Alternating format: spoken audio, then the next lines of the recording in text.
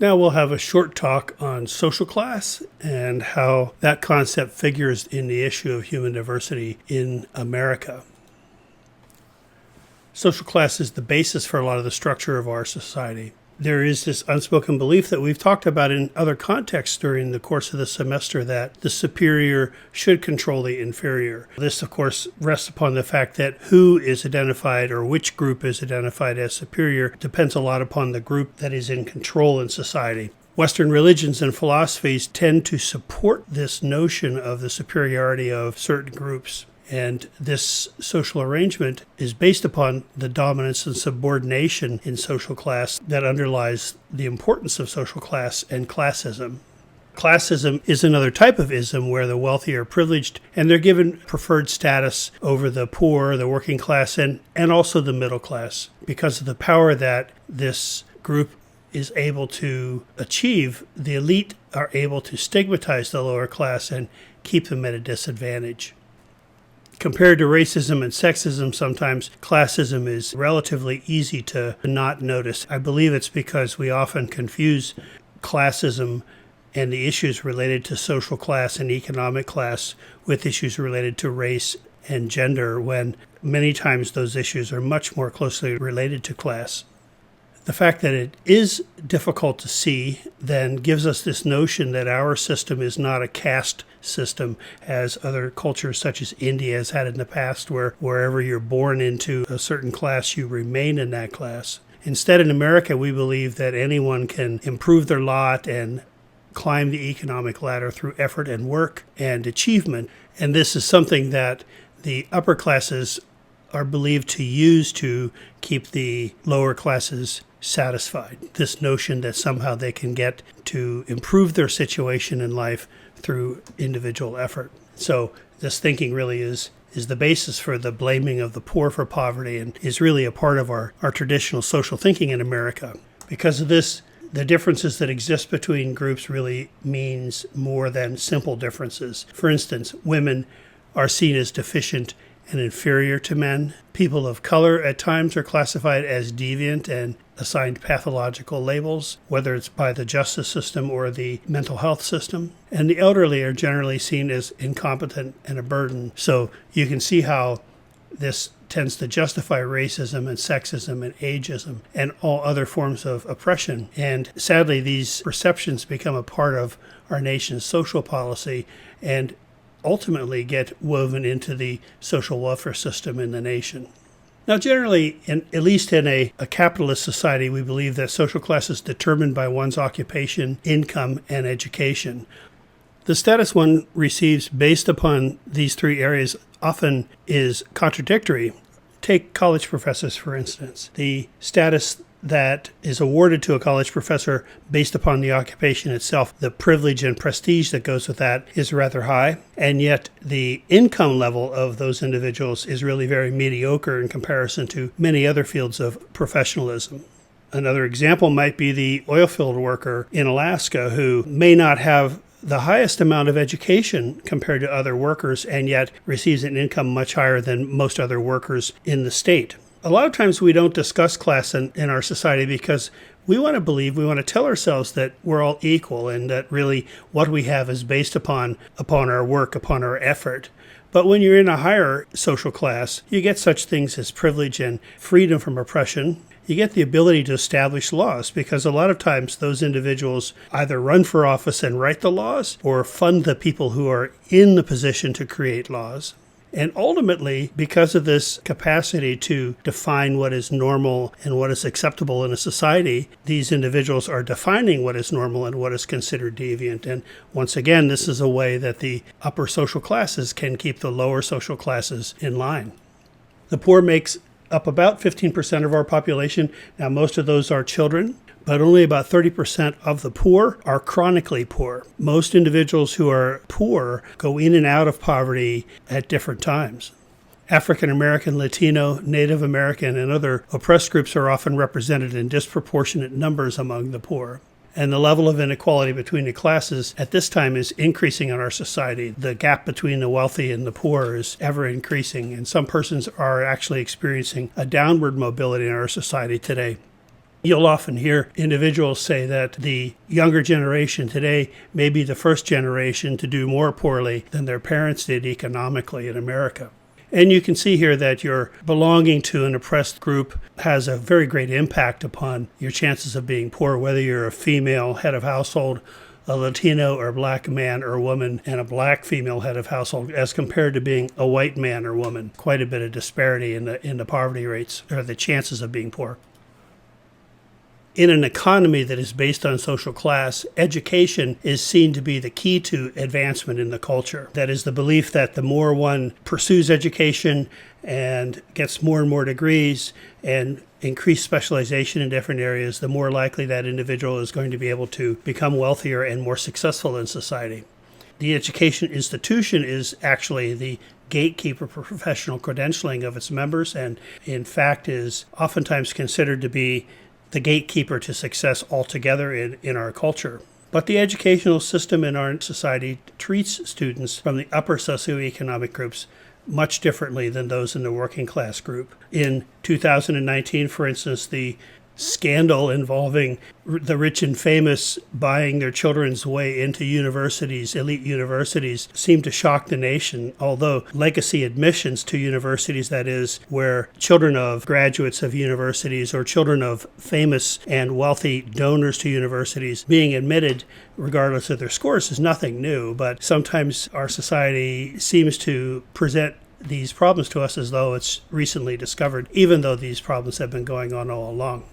Savage Inequalities documents the difference in educational environments of lower socioeconomic students and wealthy students in America.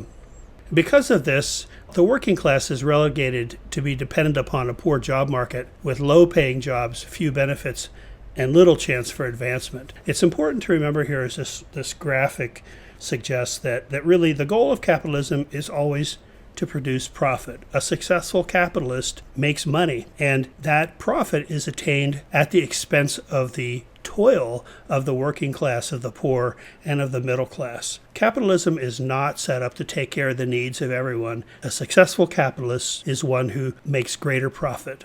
It's important to keep that in mind when we consider why it is that there's a growing disparity between the wealthy and the poor in this nation. When you are working with an individual in their ecosystem, there are as many as 6 different environmental subsystems identified here that contribute to the social well-being of members of a community. And these include their economic and basic needs, the educational and training systems in their environment, the judicial and legal system, which oftentimes treats members of social class in differing ways, the health, safety, and social service systems available in the client's environment, what voluntary associations are available to the client, and then the affectional support systems, that is family and those who are friends who are close to those individuals. When these institutions and subsystems fail to meet the needs of the members of the community and of the individuals, problems begin to arise. And since our work is generally performed at the point of contact between the client and these systems or other persons in these systems, then what we do is we look to identify the problems and we look to identify the problems that our clients experience in interacting with these systems, and then work to find ways to resolve those issues. And discrimination is considered a potential problem in each of these systems because social class members are treated differently depending upon what social class the individual belongs to. Herbert Gans tells us that we cannot separate the social construction that we know as race from social class. He writes about how various immigrant populations, at first described separately, have come to be seen as white as the economic standing has improved over the course of time. Industrialists, for instance, he writes, didn't want to employ African Americans, and so they actually encouraged the immigration of European peasants to fill the jobs 100 or 150 years ago. Swarthy Southern Europeans, such as my own ancestors, and Guinea Italians, these are the names that were given to the individuals arriving, even though today these individuals are seen as white Americans. Because as the subsequent generations of those immigrants did better, Gans says, apparently their skin began to look lighter and they became visibly middle class and they were seen as fully white, even though their skin biologically was unchanged, but as he says, socially blanched.